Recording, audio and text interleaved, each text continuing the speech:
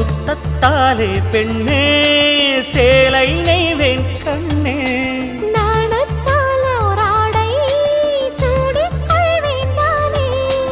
பாயாகும் அடி சொல்லாதே பஞ்சணம் புதையல் ரகசியமே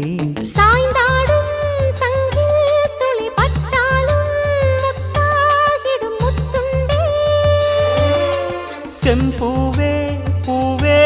உன் மேகம் நான் வந்தால் ஒரு வழியுண்டோ